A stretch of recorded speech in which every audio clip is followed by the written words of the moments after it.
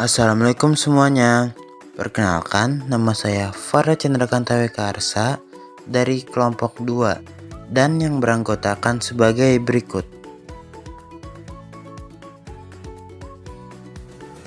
Oke, pada video kali ini kita akan membahas beberapa tentang virus. Yang pertama yaitu asal, bentuk, dan struktur virus. Yang kedua yaitu menjelaskan peranan virus yang menguntungkan dan merugikan. Dan yang ketiga yaitu menjelaskan penyebab akibat dari penyakit pada hewan dan tumbuhan yang diakibatkan oleh virus. Pembahasan pertama yang akan kita bahas adalah asal, bentuk, dan struktur virus. Terdapat banyak perdebatan dengan para ahli virologi tentang pernyataan ini. Namun, 3 hipotesis utama telah diutarakan adalah sebagai berikut. Yang pertama, ada hipotesis progresif menyatakan bahwa virus muncul dari unsur genetik yang memperoleh kemampuan untuk berpindah-pindah antar sel.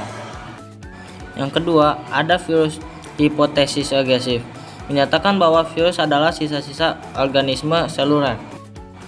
Hipotesis pertama, virus menyatakan bahwa virus mendahului atau berevolusi bersama dengan inang selulernya saat ini. Penemu dari virus adalah Adolf Merck, Dmitri Ivanovsky, Martinus Beijering yang muncul pada tahun 1833 karena penyakit pada tanaman tembakau. Jadi, asal virus berasal dari penemuan 3 tokoh tersebut yang sedang meneliti penyakit pada tanaman tembakau dan didukung oleh beberapa hipotesis dari para ahli virologi. Bentuk virus. Virus memiliki berbagai bentuk, tetapi secara umum ada beberapa bentuk utama yang ditemukan. 1. Icosahedral adalah bentuk virus yang umum ditemukan pada virus DNA seperti adenovirus dan papokavirus yang menyerupai polyhedron simetris dengan 20 persegi. 2. Helikal adalah virus dengan bentuk spiral yang materi genetiknya RNA atau DNA dililitkan seperti bentuk tangga spiral. Yang ketiga, virus kompleks adalah beberapa bentuk virus seperti bakteriophag memiliki bentuk kompleks dengan kepala icosahedral dan ekor helikal. Yang keempat, bulat atau sferis. Beberapa virus seperti influenza berbentuk bulat karena lipid yang mengelilingi partikel virus. Nah, virus juga memiliki struktur tubuh.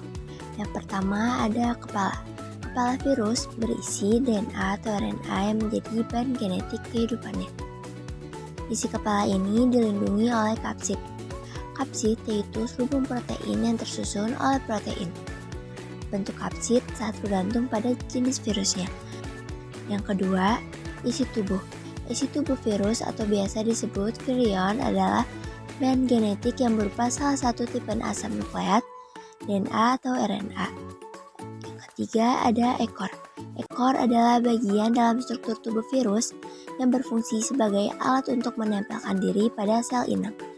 Ekor yang melekat di kepala ini umumnya terdiri atas beberapa tabung tersumbat yang berisi benang dan serat halus. Peranan virus bagi manusia. Virus merugikan bagi manusia karena virus seperti HIV yang menyebabkan AIDS, influenza, hepatitis, COVID-19 dapat berakhir dengan kematian seseorang. Virus COVID-19 juga berdampak bagi kehidupan sosial manusia, kesehatan masyarakat, dan juga ekonomi. Banyak masyarakat kehilangan pekerjaannya dikarenakan pandemi COVID-19 yang menyebabkan berkurangnya pendapatan beberapa negara. Virus juga dapat menguntungkan bagi manusia, seperti virus yang dilemahkan atau dimatikan juga dapat menguntungkan bagi manusia dalam pembuatan vaksin yang melindungi manusia dari penyakit seperti polio, campak, dan influenza. 3. Virus dapat digunakan sebagai alat dalam penelitian genetik dan bioteknologi untuk mempelajari fungsi gen atau mengembangkan obat-obatan baru. Peranan virus pada hewan.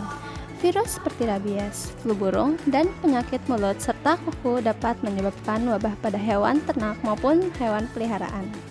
Virus tersebut juga dapat menurunkan produktivitas dan bahkan menyebabkan kematian. Wabah penyakit pada hewan ternak juga bisa mengakibatkan kerugian besar bagi industri peternakan dan mengancam ketahanan pangan. Seperti dengan keuntungan virus pada manusia, dengan virus kita juga dapat mengembangkan vaksin bagi hewan untuk melindungi mereka dari penyakit tertentu. Virus Myxoma digunakan untuk mengontrol populasi kelinci liar di Australia. Virus ini dapat digunakan untuk mengendalikan populasi hama pada ekosistem yang mengalami overpopulasi. Peranan virus pada tumbuhan. Virus pada tanaman seperti tobacco mosaic, virus TMV, dapat merusak tanaman dan menyebabkan penurunan produktivitas hasil panen. Hal ini merupakan peran virus yang merugikan pada sektor pertanian, terutama tanaman pangan dan hortikultura yang juga mengurangi hasil panen, memicu peningkatan biaya produksi, dan mengganggu pendistribusi makanan atau secara tidak langsung memengaruhi perekonomian global. Tetapi, virus dapat digunakan sebagai agen pengendalian biologis untuk hama tanaman, seperti bakulovirus yang menginfeksi serangga hama. Ini membantu mengurangi ketergantungan pada pestisida kimia. Virus pada tumbuhan juga menguntungkan untuk penelitian tanaman untuk memodifikasi gen atau memahami cara tanaman bereaksi terhadap infeksi, yang dapat menghasilkan varietas tanaman yang lebih tahan penyakit. Adalah virus yang menyebar dari air liur mamalia yang terinfeksi melalui goresan, luka terbuka, dan gigitan. Virus kemudian naik ke otak dan saraf tulang belakang, di mana virus tersebut akan menempel pada neuron dan menyebabkan agresi, demam, dan muntah-muntah. Dan bagaimana dengan busa yang keluar dari mulut itu? Karena rabies berpindah melalui air liur untuk bertahan hidup, harus melumpuhkan organ dan otot tubuh. Hal ini mencegah dirimu untuk menelan air liur sehingga menyebabkan busa. Saat terkena rabies, menelan juga akan sangat menyakitkan. Pasien rabies sering menggambarkannya seperti tenggelam. Sensasinya saking menyakitkannya sehingga 80% dari pasien rabies menjadi takut terhadap air dan tidak bisa minum walaupun dia dehidrasi. TMV atau yang biasanya dikenal dengan tobacco mosaic virus dapat menular dari satu tanaman ke tanaman lain melalui tangan, baju, atau alat pekerja. Hal ini disebut dengan mechanical transmission. Saat tanaman ditangani, bulu-bulu kecil daun dan beberapa sel terluar pasti akan rusak dan getahnya akan bocor ke peralatan, tangan, dan pakaian para pekerja yang menanganinya.